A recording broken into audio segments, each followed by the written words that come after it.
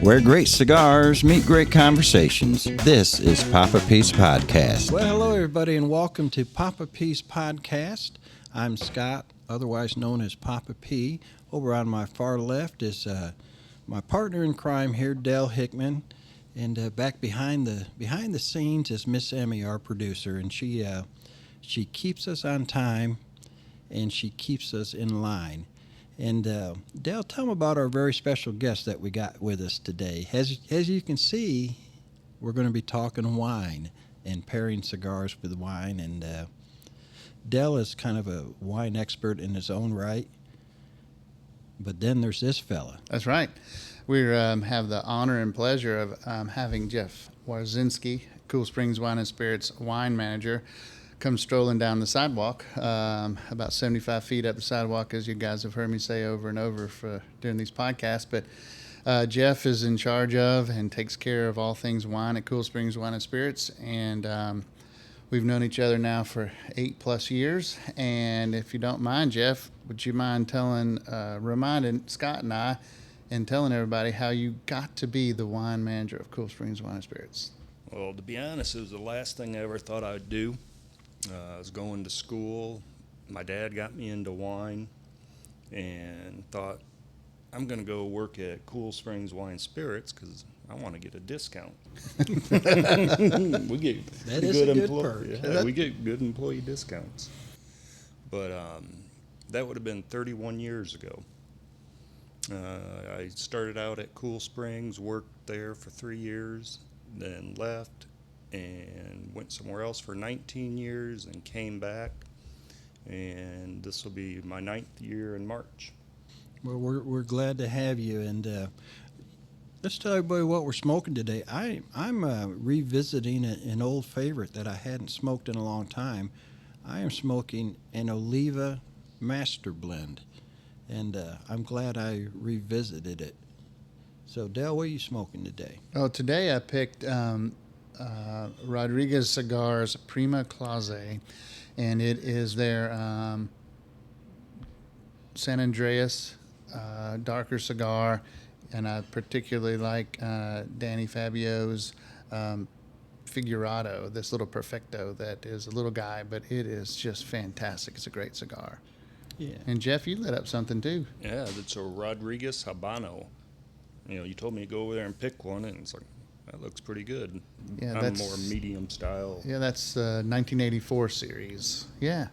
Now, before we started the show today, I was asking you, now, you told me that you did smoke cigars before you met me, but you had quit. Yes, I did. So I guess maybe I'm responsible for You are. renewing your love of cigars. So Well, I'm going to ask you the same thing I've been asking everybody else. How's your wife feel about that? Am I in good graces with her? Oh, yeah. Okay. Yeah, very much. Yeah. You make it easier for Christmas gifts. And I know what I'm getting. Yeah. Have either of you guys figured this out? I've been married a lot of years, and I've kind of figured out how to push my wife just to the point of not making her mad at me, but like if I'm at home or something, where she'll say, why don't you go out on the back deck and have a cigar? All right. I guess I better do it. All right. So I can tell you that technique if you haven't picked up on it yet. But we're going to get into, for many years, the mentality was you paired up cigars with bourbon. As I tell people, but before the bourbon craze, it was kind of Scotch. Mm-hmm. But you can pair up cigars with anything, and that's kind of what we're going to talk about today with wine. So, Jeff, what are we going to start? What are we drinking first? Well, what I poured first is one of my favorites, and I think it's also one of Dell's favorites just because Michael Hendry from Hendry Winery, which is this one here, is a really good friend and supports a charity thing we do called Team Chad. And he's been a supporter for the whole time that we've done it. So that's 20 years now, right? Right. This year. But the Red Zen, you're going to get a lot of that spice, jamminess, good with probably your heavier cigars. Tastes pretty good, or with this one. Well, that makes sense when you said out of this wine we're going to get some of that spice and stuff. We just all happen to be smoking Nicaraguan cigars today, which they're kind of known to get a little more of that peppery spiciness. So, What do you think? Does it pair with yours? Oh, yeah. I think what I've learned, and you've helped with this, Jeff, is cigars and wine are a great combination, especially I can't backtrack because I'd already started my cigar before I had the wine, but it changed both of them. Yeah. Just like if you've done the cheese and wine or the chocolates and wine or in nuts and things like that, right? It changes that chemistry in your mouth. It's fascinating. Yeah. And like with somebody came over and talked to me about, pairing wine with cigar, one of the key things probably I'll want to know is it a light cigar, medium cigar, or full body? Mm-hmm. Just so you can pair, because at the end I picked a Sauterne, which is a sweet French wine. That I think would go with both your heavy and light. Mm-hmm. Just the sweetness. And So is it a good line of thought that so if you're having like a Pinot or even most all, if not all, white wines, you might go with a Connecticut or a lighter cigar? yeah. And then as you move through what we're going to talk about, how different cigars that we can chime in on would pair well with them. Yeah. And then, I brought 2 different ports. Oh, wow. One's a tawny, and that's this one, Taylor Flaggate. And then the other one is a ruby. The big difference is, one, the tawny is aged in oak. Mm-hmm. And so you get that nuttiness, which really pairs really good with cigars. Mm-hmm. And the ruby is full body, big jamminess, long finish. That one I would definitely want to go with a heavier cigar. yeah, it's funny. I did not know what all you were going to be bringing for us, but with the ports, kind of a seasonal thing for me. We get a cigar in, and boy, if I'd known we had some of that. There's a cigar called Arturo Fuente Añejo. Mm-hmm. Comes out once a year about this time of year.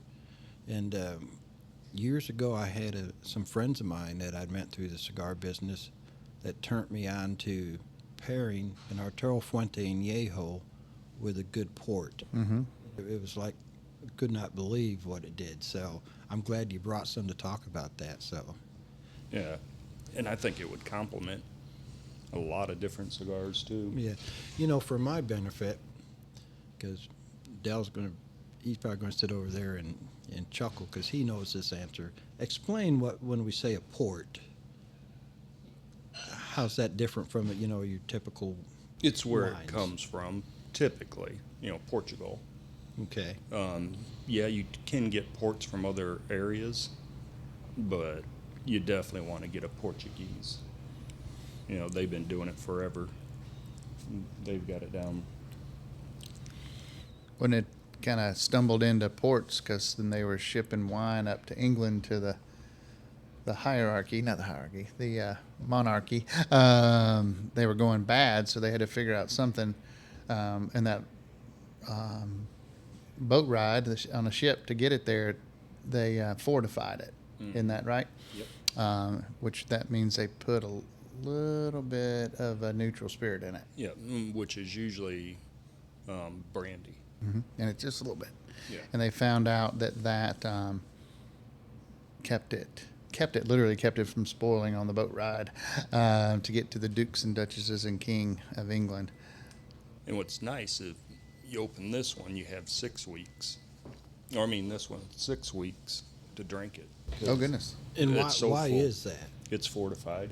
Okay. Mm-hmm. And then the tawny, you almost have months. So you Really? can sip on it for months. Interesting. Not that it lasts months around my house, but Maybe what, an evening. yeah. All right. Well, this for me is pairing up extremely well. And just like Dell said earlier, I lit my cigar first and I had a few draws off it.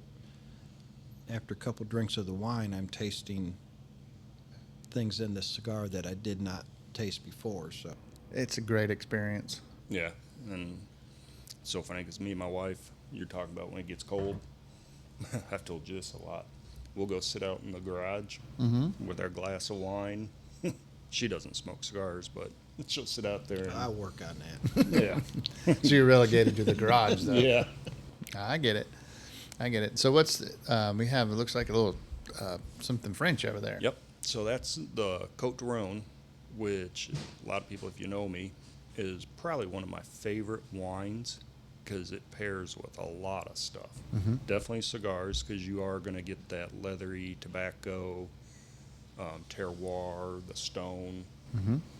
And Pigalle is excellent. Côte d'Aron. It's a little bit on the higher end for a Rhone, like $24. Okay. But it's a fantastic That's a great price wine. point, though. Yeah. And if you really wanted to step it up, go up to Chateauneuf. When I was talking to Dell earlier, because I could have filled this table with wines that pair with cigars. Well, I could see that because we really at some point need to taste all of these. So How long do we have? I'm seeing episode 2, episode 3, episode 4. Talk about our experience. So this Yeah. one here, the last one you spoke about, is that still kind of a medium to full pairing with a cigar? I would say, yeah, medium to full, but more on the full because of the terroir and the leather and all that. I think it'd be fantastic. I didn't know which one to pull. I mean, I would have pulled the corks on all of them, but that'd be a long walk, that 75 feet back to the store. Might have been a little wobbly. Yeah. Yeah. And how does a dessert wine or a sauterne fit in with a cigar? That I would say would go either on the light side or heavy side, just because it's so sweet. You get a lot of melon characters out of it. So anything that you would, in cigar wise, like you'd want that melon character, sweetness. Speaking about sweetness, I'm going to have you just touch base a little bit. Because we're of course so well versed in California wines and French and Italian, and we've talked about this before.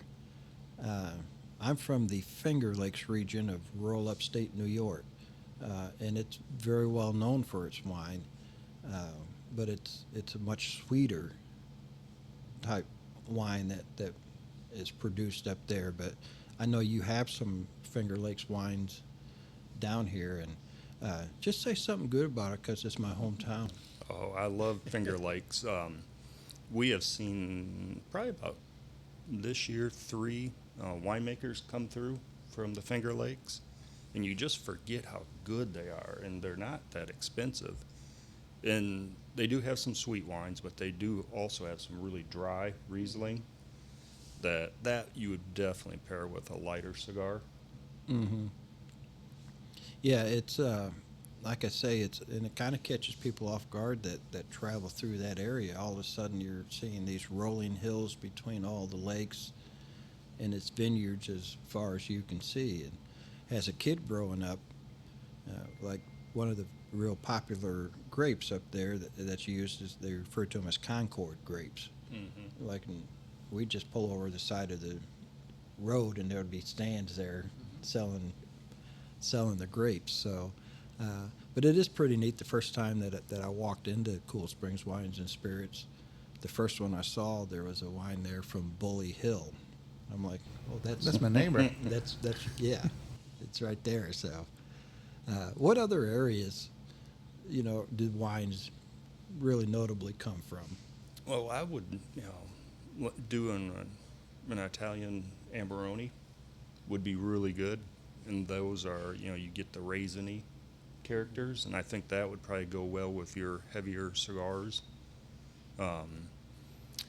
Then if you wanted to bring it down a little bit, do a baby Amarone, a Rosso, Rapasso. That you would probably put with your medium bodies, maybe your lighter. Bordeaux for sure. I was walking through Bordeaux's today, I was like, man, there's so many of them that, which one would we want to show? And I think, I think maybe some of the frame of thinking is, females would be the ones that would pair up wine with cigar, but that's definitely not the case. Not necessarily. No. Well, one of the things you mentioned a couple of times, Jeff, is the terroir and the earth.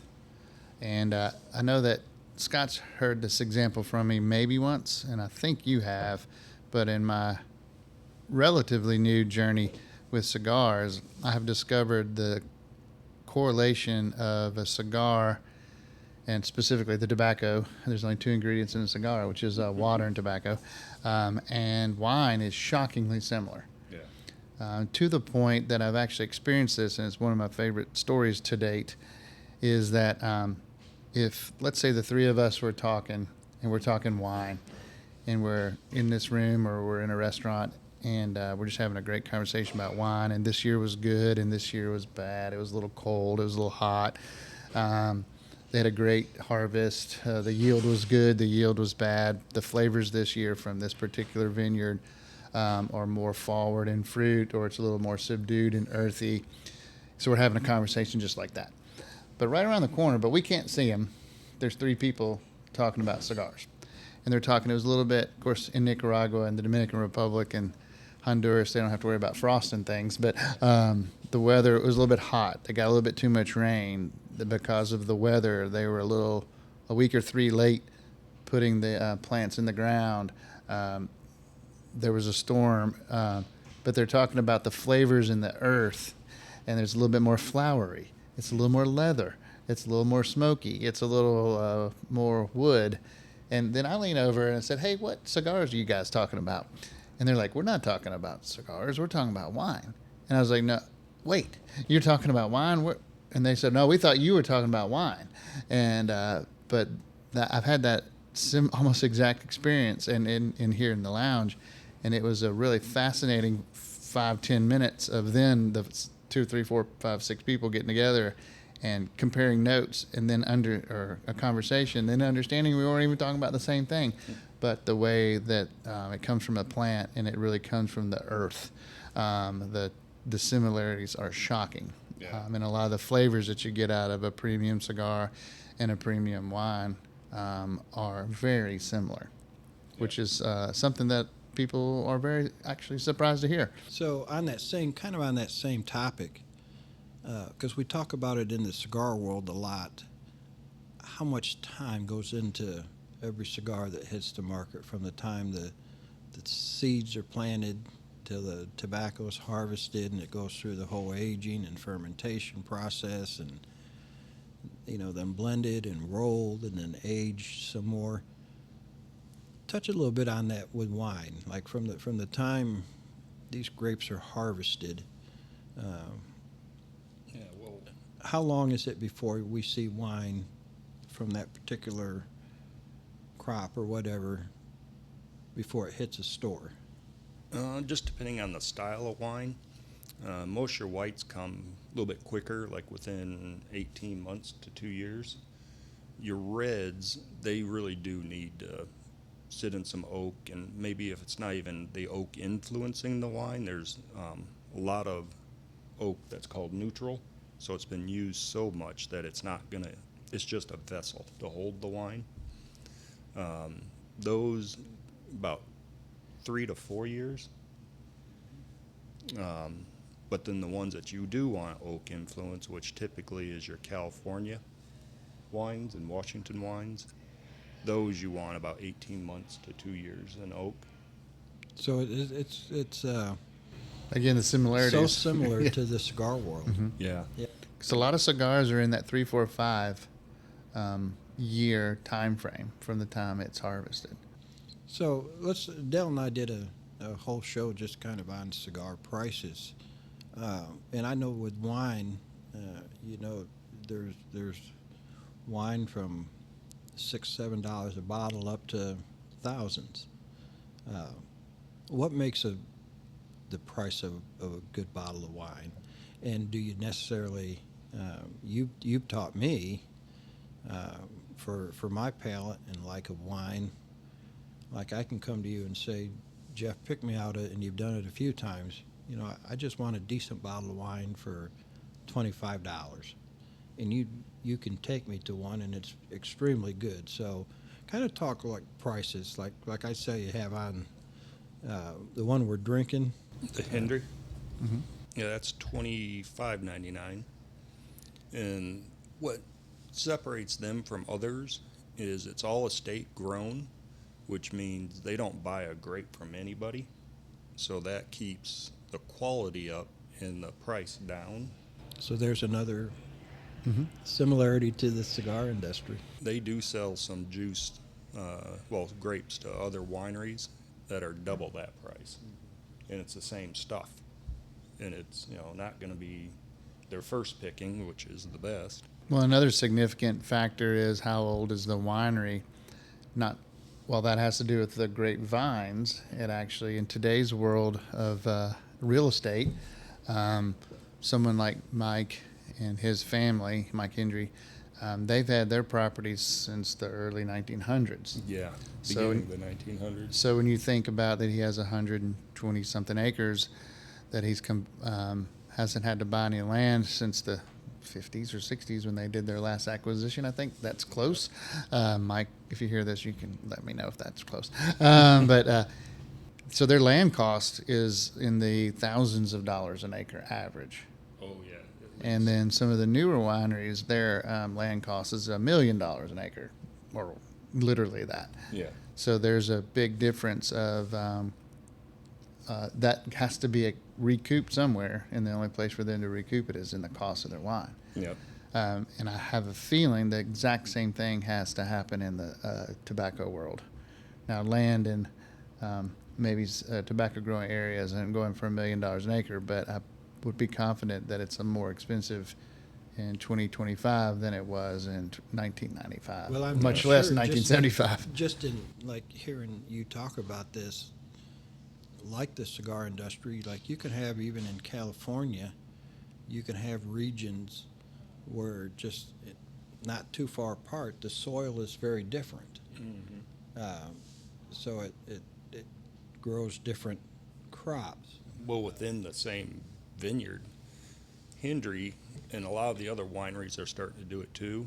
They do blocks.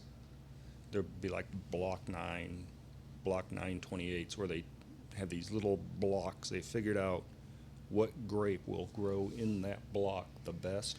And you could have Cabernet right here, which is a red grape, and Chardonnay right here, and you're like, well, Right, in the that's same weird. vineyard. Yeah. No, 100 feet apart Yeah. Very, or 100 yards apart. very You could walk fascinating. right across the aisle, and you're like, oh, And Yeah. that ground is delivering a different capability to a different grape, yeah. a different capability, a different flavor. So when you get into really high-priced wines, what makes that? Well, what they'll do is they drop fruit for one. So they'll go through the vineyard probably like 3-4 times out of the season, go through and just cut and just drop it to the ground. So when it's time to harvest, there's a whole lot less grapes, but it's the best of the best from that vineyard. Terroir is definitely, there's spots in Napa that the wines are, they're not bad, but they're just not spectacular. And the ones I tend to like are wines that aren't manipulated. It's what, Mother Nature gave you. Right. From the season through the earth, and a lot of European wines are like that. Yeah. Well, it's all very fascinating to me. And like I say, Dell has had a great passion for wine for many years as well. And I'm one that I can't tell you, I can just tell you what I like and what I don't like. I can't necessarily tell you any of the details on it. This that you picked today, I'm thoroughly enjoying. So Yeah. Good. Well, Jeff, as we kind of wrap up our conversation about wine and cigars, I would like for you to tell everyone a little bit more about the wine selection and how many wines we have down the sidewalk at Cool Springs Wine and Spirits, and how they could come and find you or Ann or just about anybody in the store. And real quick before you get into that, Yeah. I just want everybody to know that the reason my glass is almost empty is I haven't talked as much. There you go. I think we're at 3,400 SKUs. Is that about right? Of wine. Is it? Something, it's in that Yeah. neighborhood. I know it's a lot. Yeah. And it's constantly changing. That's the best part of my job is I get to try a lot of wines, but it's because, the industry's changing. People's palates are changing. I always say there's a wine for everybody, so I never poo-poo the cheap stuff. It's because Whether it's a flavor or price or region, there's a high probability we have it. I know that one of the things you and I've talked about is we've learned about, I've learned about on the retail side, I think this is close to right. We have over 500 Cabernets. Yeah. We have over 200 Chardonnays. Those are our two biggest sellers as a type of wine. Some of our wonderful competitors, and we're all in the same business trying to do the same thing and help each other out as much as we can on the small business and local business side. There are stores that don't have 200 wines, and we have over 200 Chardonnays. Yeah. So I know that I'm always surprised when somebody asks me if we have a wine, and I'm not sure, but I can find out. And I'll call you, text you, or ask you when I see you the next time. You're like, no, but I've heard of it. Or every once in a while, no, I've never heard of that one. So that just tells you how much there is out there. But it, scratch the surface. and we have so much in a good way in the selection we have. And I know that also happens at this end of the building with Scott. There's so many cigars, and we have a lot of cigars. And I ask Scott at least probably every 2 weeks, because I'll get asked when I'm out and about a cigar of a brand, and I'll text or call or see next time I see Scott, and I go, nope, but I know about that one. And every once in a while, just like you, he'll go, I never heard of that one. But that just tells you how many there is for the consumer out there, and there's really something for everybody. For sure. And real quickly before we wrap it up, we don't want to I don't want to dive too deep into this, but like with wine prices, your stuff that's being imported now, what kind of an effect has the tariff had on wine prices from stuff that's being imported? Well, at first, a lot of the growers were absorbing the tariff, and they were splitting it with the grower than the supplier. But now we're seeing a few, but it's not jumping. Everybody was thinking, oh my gosh, it's going to double in price. It's what I'm seeing. Most of the wines, if they do put the tariff on it, goes up like $2-3. So when you're talking $25 a bottle, what's the difference between that and 28? Those are 10-ish% Yeah. hit at some point. Some makers have passed it on, and other ones are splitting it with the importer or the supplier. Yeah. And at some point, it's got to get to us at the retail and then the consumer. And there's such a glut right now in the wine industry. Mm-hmm. Oh, that's a bad timing. Yeah, because the youth are, they're not enjoying the wine like they should. Oh, yeah, that's true. Like they should. I like the way you said that. Yeah. Hey, they're missing out. Well, and hopefully, that cycle will come back around. I mean, it's not just wine. I mean, the bourbon world is seeing that big time. It's a very touchy thing to touch on, but the whole CBD Mm-hmm. thing, the CBD drinks, the gummies, Mm-hmm. that has kind of shifted Mm-hmm. people's way that Buying habits. Yeah. But I do think that will all come back around. And well, this has been fascinating, and I've learned just sitting listening to you two, and I could easily see where we could do another show or two down the road, just talking about wines and cigar pairings and stuff. And as for those that don't know, Jeff is with Cool Springs Wines and Spirits. It is a sister business to Poppa P Smoke Shop and Lounge, and you can stop in and see Jeff there at 1935 Mallory Lane in Franklin, Tennessee. And then when you're there, you can go 2 doors down and find us. We're at 1935 Mallory Lane, Suite 220. So it's how convenient is that? It's close. Very close. And of course, you can follow us on Facebook, poppapeas.com. And as far as the podcast, you can find us at anywhere you stream or get your podcast. You can find us, and we would love to have you follow us and give us some likes. And the Poppa Peas Podcast YouTube channel is up, so you can follow us there. And we'd love to hear your feedback. You can always email us at podcast@poppapeas.com.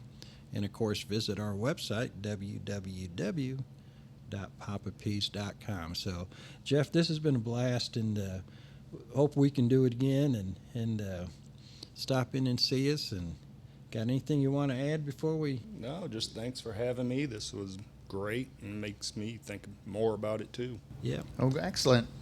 Well, we'll do it again, Yeah. and as always, we appreciate you listening. Thank you.